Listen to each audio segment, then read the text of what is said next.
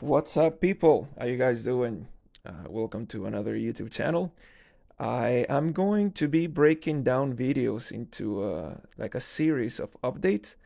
This is a current build that I have on my bench, Pontiac 662, the famous Catalina. This is an AM ticket. However, I am heavily modifying it. I am going to work on this car in order to make it as a version of a Pro Mod Catalina. You know, huge supercharger sticking up higher than the roof, all that cool stuff. The interior will be completely modified, and I am doing a step by step. If you guys are interested on checking out this build step by step, I am explaining how I'm cutting parts. I'm explaining how I'm going through every single part of the car process, the tips and tricks I'm using. Please visit my Patreon. My Patreon is Patreon/Scale Freaks, just like this channel. I am dumping a lot of content on my Patreon. I am trying to have you guys, learn a thing or two, and at the same time supporting this hobby. It's a little difficult to be sitting on the bench, working on all these models, but at the same time, I want to be, sharing with you everything I've learned, serious tricks. I actually posted on Facebook, and I have gotten really, really good results. A lot of people are asking how I'm doing this, how I'm doing that. They really like the tires and the wrinkle effect. That's another thing, another portion of my Patreon updates that I'm throwing in there for you guys. So, from one tip to the other, you guys will find a bunch of information that you guys can go ahead and use. So, hopefully, you guys like the first part of my video. I am explaining a little bit of what's going on with this Catalina. Once again, it's a Pro Mod version of it, and hope you guys enjoy it. Please like and subscribe if you haven't done so, and I will see you on the next update. Thank you guys.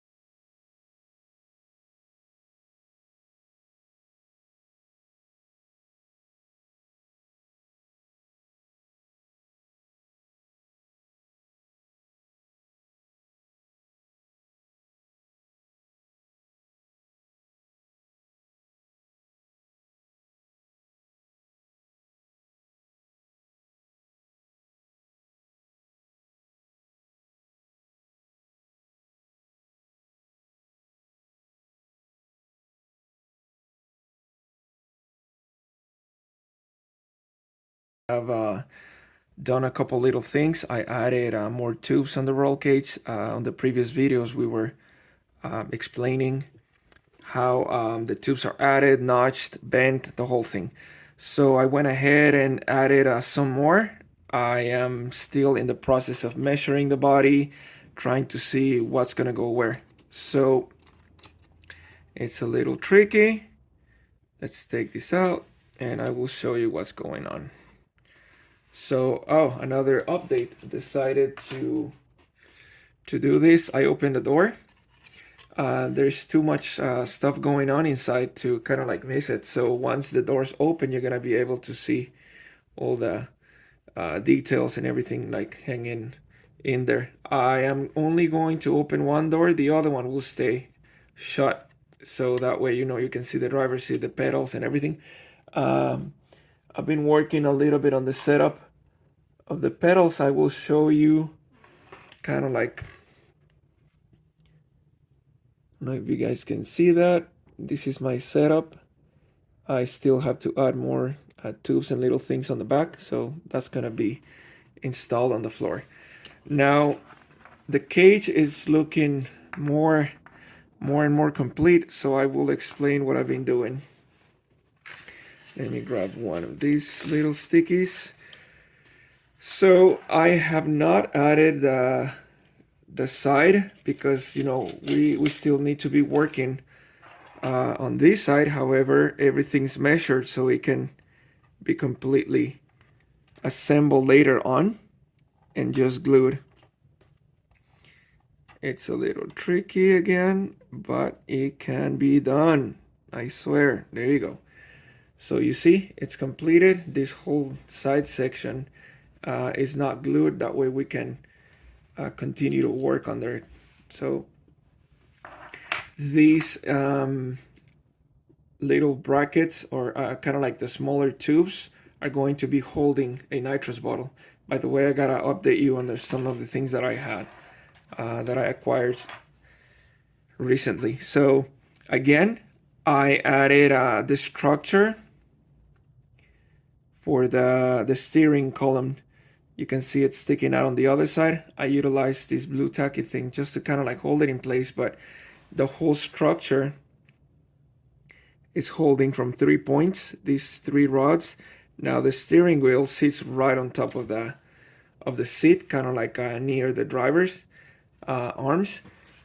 I don't know if you can see, but I added holes. I'm going to take out the steering wheel and show you.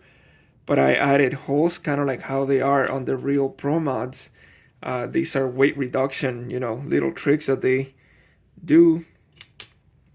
So this is how it sits so far with the seat. You can see the seat and the steering wheel locations. This hole, there's a hole right there. So the pedal assembly is going to go through here with all of the brackets going towards the firewall and kind of like sticking on the other side. The seat location is going to be exactly where it's at. I still have to add a lot more brackets and details and wiring, and that's going to be later. It's a little tricky because the more tubes you add on the roll cage, the harder it will be to add the details later, like all the wiring and more of that stuff. But that's a little bit of kind of like what we have to deal with whenever we're modifying stuff. Remember these models, if we're going the extra mile on making them so custom, this is the kind of shit we need to figure out once we are like this deep into modifying stuff. These cages, particularly the Pro Mod cages, are very, very saturated with tubes and all the safety that these guys add. If you Google Pro Mod cage or Pro Mod interior, you'll see how saturated with a bunch of stuff these cars are. I'm going to try and keep up to, while I'm adding stuff to it, at the same time trying to paint and kind of like work on details as I work myself from the inside out, if that makes sense. Because if I completely cover this whole thing, then I cannot work inside with details and wires and all this shit that I'm going to add.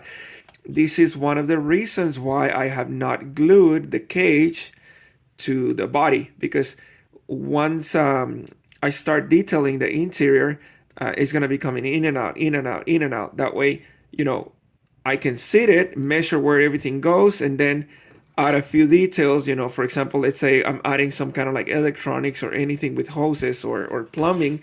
So now I can plumb it in a certain way that when the cage sits, I can just bend it and go around the cage and it looks like, it was added there after the cage was in. So this is the kind of things that we're going to have to be thinking about, especially now that it's getting so complicated. Another cool thing is that I can work from the bottom. I did not add the side. That way I can work from this side, and then I can still have access from all these different areas. But, it's getting tricky. So this is the update for the cage. I will be adding more tubes. I will show you guys later on. I will keep adding more stuff. And why are we adding more stuff? So check this out. I bought a bunch of nuts. These are head nuts and studs. I bought it out of a swap meet. So we're going to be throwing a couple of these inside just for details.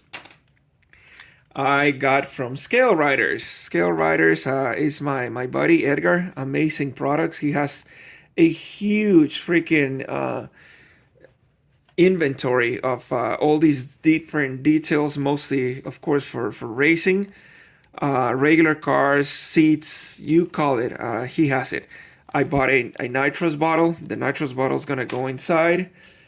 I bought a tack. This tachometer is going to be sitting on top, so I got it from Edgar.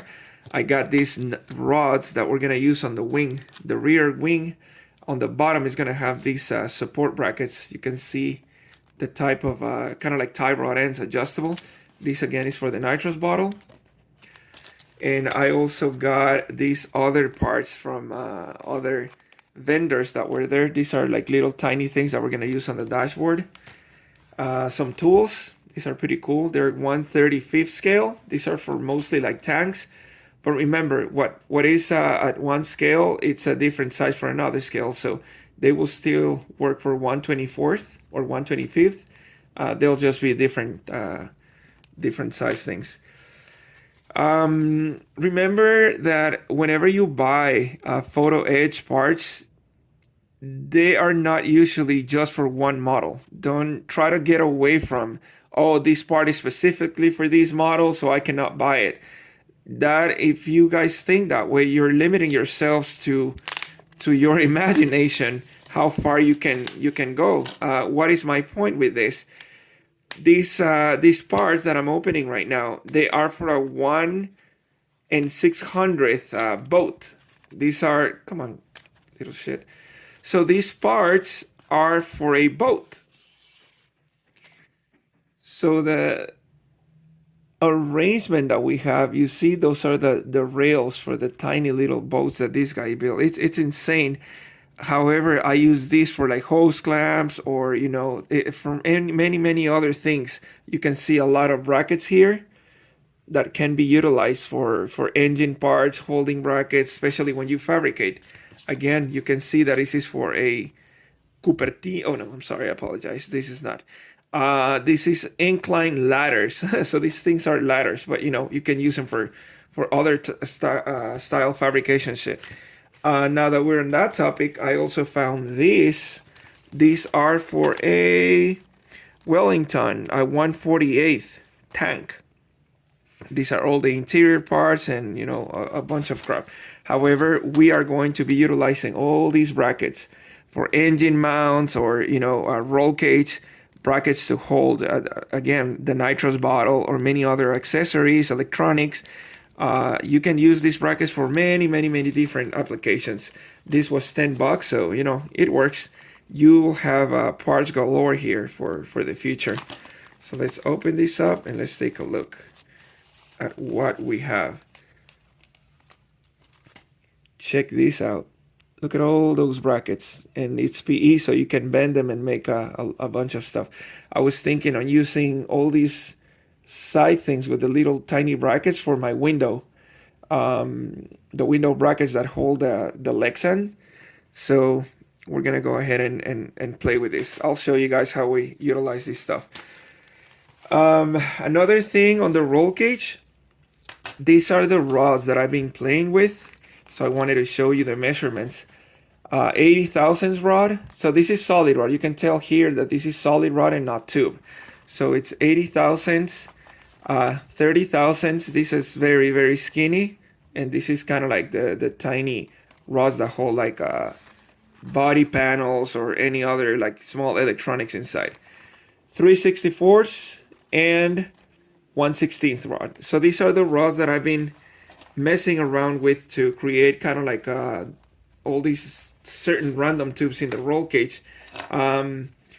When you build stuff like this, remember to always go and research a bunch of pictures, research cars, research whatever you guys are building.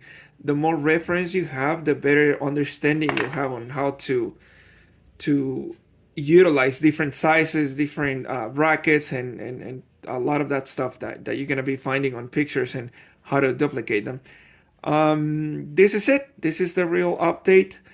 The most recent one that I have, I just was not videotaping all the stuff that I was doing, but it's pretty much just measuring, adding, bending tubes, and I show you kind of like the basic processes of how I notch the tubes, how I make them go in there, and all this stuff.